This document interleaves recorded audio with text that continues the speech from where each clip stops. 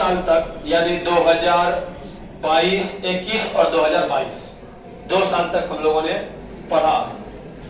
और 2 साल पढ़ने के बाद आज हम लोग अंतिम दिन फिजिक्स के क्लास में यहां बैठे हुए। तो हम कितना पढ़े, कितना जाने, इस सब का रिजल्ट आप लोगों का प्रकाशित होगा। 1 फरवरी से एग्जाम होगा आप लोगों का, और हमको लगता है कि 6 या 7 दिन में कंप्लीट हो जाएगा आप लोगों का परीक्षा टोटल। इसके बाद एक रिजल्ट आएगा। तो ये 2 साल पढ़ने का एक रिजल्ट आपको प्राप्त हो जाएगा, एक सर्टिफिकेट आपको प्राप्त हो जाएगा कि आपने क्या पढ़ा, कितना पढ़ा, कैसे पढ़ा। तो इस रिजल्ट के लिए हम जितना तैयारी किए, कैसे तैयारी किए, ये एक महत्वपूर्ण विषय है। सब हम अच्छा तैयारी किए, लेकिन हम कैसे लिखे 2023 की परीक्षा में, हम कैसे लिखे कि हमारा अधिक से अधिक नंबर आए। तो सबसे पहला चीज, आपको डबल क्वेश्चन फिर आने वाले हैं इस बार, यानी आपको जो ऑब्जेक्टिव क्वेश्चन आएंगे वो 70 ऑब्जेक्टिव क्वेश्चन आएंगे, और उसमें से आपको कितना लिखना है, 35।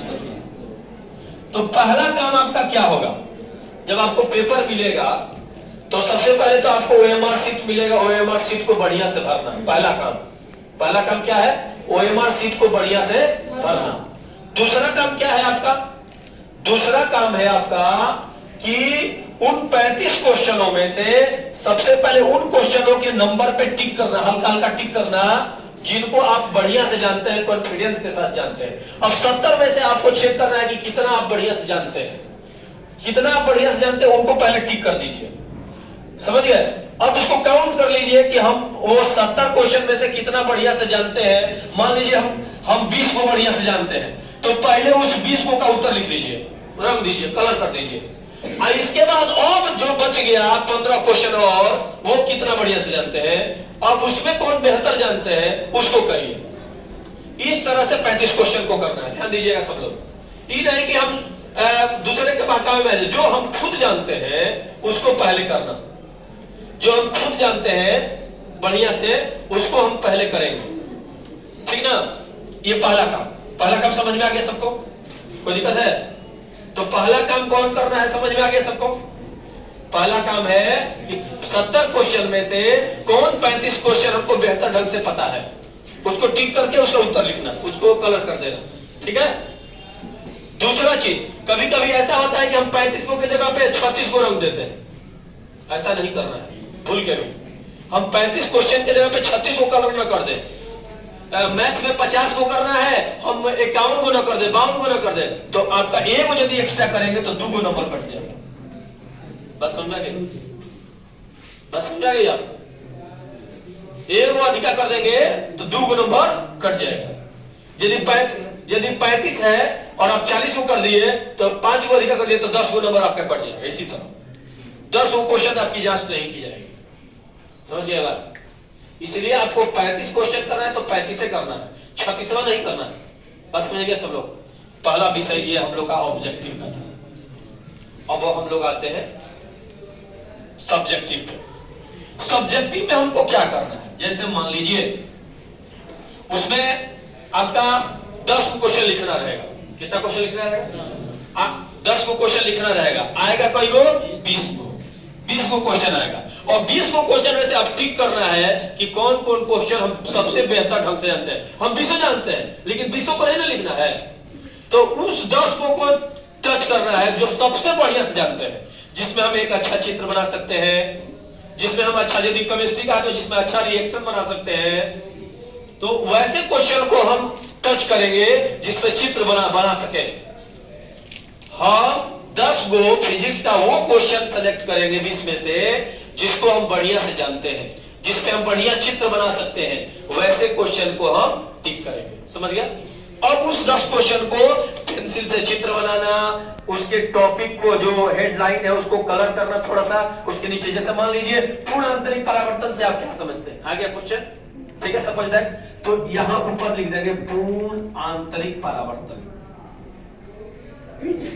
पूर्ण आंतरिक परावर्तन, ठीक है ना। अब इसको लिख करके यहाँ पे ऐसे ऐसे 2-3 बार इसको करके ऐसे लिख देंगे, ठीक है। अब इसका एक चित्र बना देंगे पूर्णांतरिक परावर्तन का, ठीक है। इसकी परिभाषा लिखेंगे, इसकी शर्त लिख देंगे और इसका एक चित्र बना देंगे। समझ गए? समय बहुत रहेगा। हाँ समझ गए बात सब लोग? तो ऐसे करेंगे तो 2 में 2 नंबर आपको मिलेगा। तो हमको 2 में 2 नंबर लेना है ना, एक भी नंबर छोड़ना नहीं है। तो हम 20 में से उन्हीं 10 क्वेश्चन को सेलेक्ट करेंगे जिसके बारे में हम बेहतर जानते हैं, जिसमें हम चित्र बना सकते हैं, जिसमें हम अधिक से अधिक लिख सकते हैं। ऐसे क्वेश्चनों को हम क्या करेंगे? टिक करेंगे। समझ गए? अब दूसरा बात आते हैं तीसरे नंबर पे। तीसरा नंबर हमारा है 5 नंबर वाला क्वेश्चन। कई को लिखना है? 3 को लिखना है। क्वेश्चन कई आएगा? 6। क्वेश्चन कई आएगा? 6 को क्वेश्चन आएगा और लिखना है कई को? 3 को। कई को लिखना है? 3 को लिखना है। अब बताइए जब 6 को क्वेश्चन आएगा 3 को लिखना, और उन 3 क्वेश्चनों को वैसा सेलेक्ट करना है जिसको हम जानते हैं, जिसको हम क्या करते हैं? जानते हैं। मान लीजिए कोई ऐसा भी व्यक्ति हो कि अधूरा जानता है, समझ गए?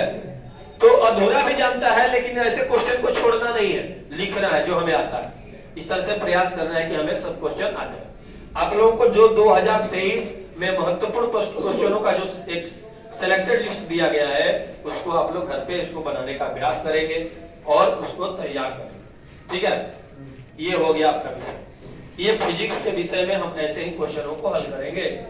पेंसिल से चित्र बनाने का प्रयास करेंगे, टॉपिक को बढ़िया से हेडलाइन करेंगे, ठीक है। कुछ जो कोई सवाल आता है उसमें कुछ न कुछ सूत्र लिखने का प्रयास करेंगे, कुछ न कुछ उसके मात्रक लिखने का प्रयास कर देंगे।